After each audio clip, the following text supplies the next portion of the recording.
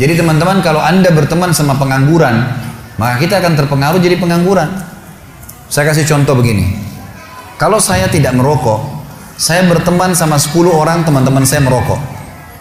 Hari pertama, hari kedua, saya tidak merokok nih. Tapi minimal saya sudah terbiasa cium baunya. Seminggu kemudian mereka akan bilang, coba aja sebatang. Ya, sebulan kemudian saya sudah merokok. Setahun kemudian bisa jual rokok ini. Baik, ini contoh saja. Sebaliknya, saya tidak bisa mengaji. Teman saya 10 orang penghafal Al-Quran.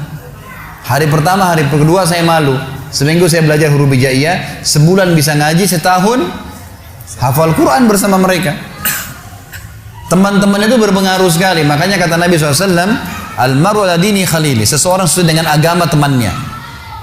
Komunitas, kita berteman sama pengusaha-pengusaha, kita jadi termotivasi untuk itu. Berteman sama pengangguran, kita akan jadi pengangguran bersama mereka. Makanya perlu membentuk, dalam bahasa Arab namanya bitana salihah, lingkungan yang sehat. Kalau kita kenalan sama orang umumnya tidak masalah, tapi sahabat-sahabat dekat harus orang-orang yang berprestasi. Maaf teman-teman, saya ingin berbagi pengalaman di sini. Masih bisa waktunya? Baik. Saya pernah waktu kuliah di Madinah, ini pengalaman saya sering ceritakan karena memang saya rasa itu prestasi yang saya dapatkan dan saya ingin berbagi supaya teman-teman juga bisa ngambil jadi pelajaran. Saya sekarang motivasi anak-anak saya untuk menerapkan itu, gitu kan.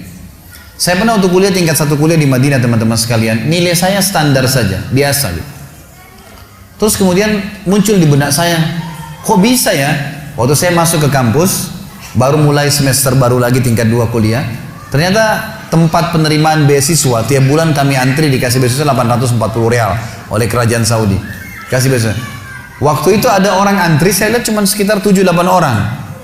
Saya lihat teman-teman saya di kelas, saya tanya, "Akhi, ini antri apa? Ini kan belum akhir bulan, kok sudah terima beasiswa?" Dia bilang, "Bukan, ini dikasih 1000 rial bagi orang yang cum laude. Nilainya 90 sampai 100 ini dapat 1000 rial nih." Oh begitu. Baik, saya masuk kelas. Mulai saya berpikir waktu itu, bukan masalah pikir 1000 rialnya ya. Saya berpikir, kok bisa teman-teman saya yang 7-8 orang ini cum laude? Apa kelebihan mereka? Dia punya 2 mata, saya juga punya 2 mata. Dia punya 2 kuping, saya juga sama. Waktunya juga dia 24 jam, saya 24 jam. Kalau mereka 27 jam ada bonus 3 jam mungkin, gitu kan? Ini enggak sama-sama. Kok mereka bisa, saya enggak bisa ya?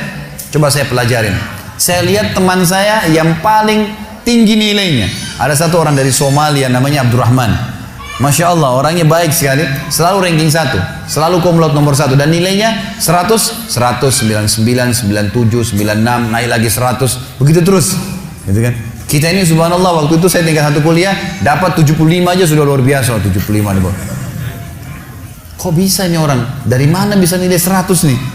Saya coba undang dia. Selesai kuliah saya bilang, "Akhi Abdurrahman, nanti habis Isya tolong mampir ke kamar saya ya." Jadi kami dulu tinggal di asrama, building-building, ada kamar, 1 kamar 3 orang. Jadi beda-beda warga negara supaya bisa pakai bahasa Arab gitu.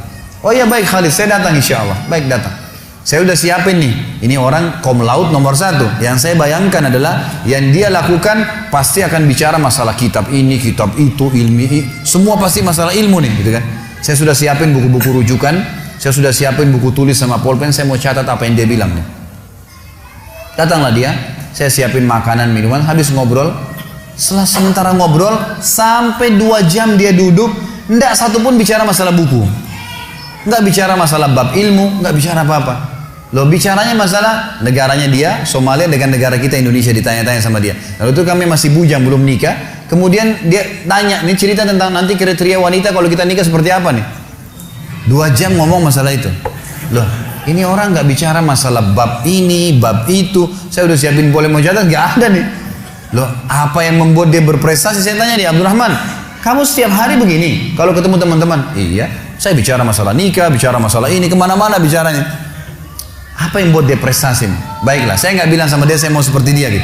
Saya besok masuk ke kampus, saya ikutin dia. Saya sama-sama, saya jalan kampus, dia juga di sana. Satu fakultas, satu kelas lagi.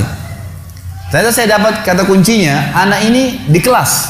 Jadi di kelas ini dia kalau duduk, ini dosen syekhnya datang. Kalau dia, syekh sudah datang, ada 5 materi setiap hari. Dia datang, syekhnya datang, dia duduk, tutup pintu, mulai baca tahmid dan salawat, kemudian mulai materi, dia hadapkan mejanya ke syekhnya, dia ambil meja paling depan. Misal gini, ini di depan langsung berhadapan.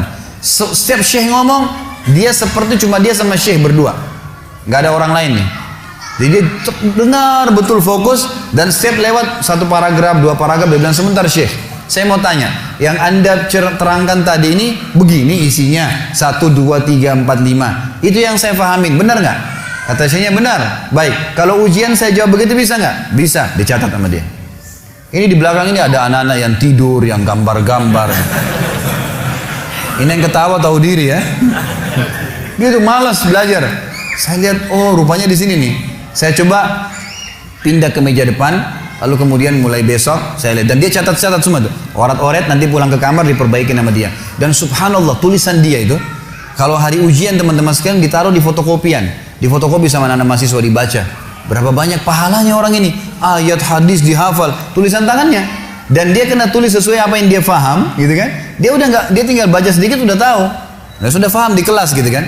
Mulai besok saya bawa buku tulis, bawa pena, dia di sini, saya di sebelahnya, gitu kan? Dia bertanya, saya juga bertanya, gitu kan? Persis seperti dia, gitu. Tapi yang kalau saya tidak paham, kalau saya paham saya sudah tulis. Kalau dia bertanya saya paham sudah. Kalau saya tidak paham saya syekh sebentar, ya. Maksudnya begini syekh, jadi kelas ini jadi hidup gara-gara saya bersebelahan sama si Abdurrahman. Yang lain yang tidak tidur jadi bangun. Ini ada apa nih ribut di depan? Tanya terus, diskusi sama syekhnya terus begitu. 6 bulan pertama teman-teman sekalian saya kewalahan nulis. Karena syekh ngomong apa ditulis kan gitu. Susah nih. 6 bulan kemudian setelah saya terus paksain diri sampai pada tingkat Allah mudahkan, alhamdulillah saya bisa nulis apa yang syekh ucapkan dengan 2 warna pulpen. Hitam apa yang dia ucapkan, kalau ayat pakai pulpen warna merah gitu.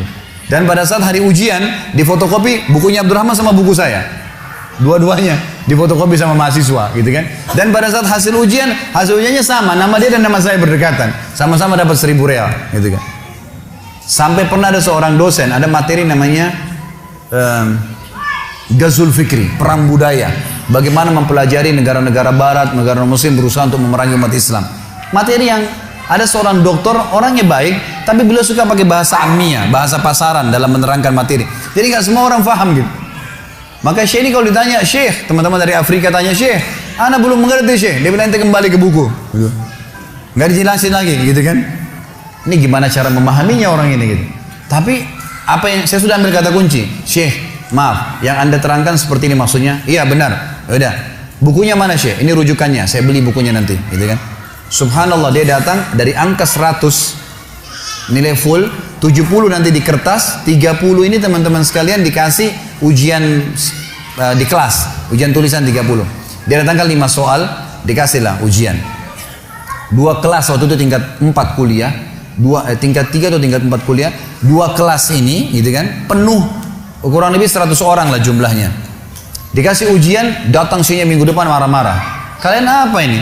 Bagaimana kalian jawab nanti di ujian utama? 70 angka kalian bisa dapatkan, 30 aja susah didapatkan. 5 soal saya jawab, tanya nggak ada yang bisa jawab. Kalian salah semua. Orang semua balik ke arah Abdurrahman, ke arah teman-teman yang lain ini. Ini mereka pun dianggap salah sama syekhnya. Ini gimana nih? Gitu kan? Lalu bagaimana? Terus dia bilang, semua salah kecuali ini nih, bahasa lama dapat 30. Terus saya kaget, teman-teman juga lihat ke saya. Saya tanya, syekh, saya benar jawab semua. Dia bilang, ente benar semua, dapat 30. Setelah itu saya pulang ke kamar, Abdurrahman datang ke saya bawa buku tulisnya. Bahasa lama sini, saya mau tulis. Dia tulis dari saya gitu. Subhanallah, hanya karena berdekatan sama seorang yang pintar, kita jadi pintar tuh. Hanya ikutin caranya dia. Ciplak saja. Bayangkan kalau kita berteman sama yang di kelas tidur di belakang, nyoret-coret, datang kapan mau datang, akan sama dengan mereka. Angka lulus 60, carinya 60, ya bisa tidak dapat 60 kan? Kalau kejarnya 100 bisa dapat 90. Kan ini luar biasa. Makanya harus kejar bentuk persahabatan yang baik, itu penting.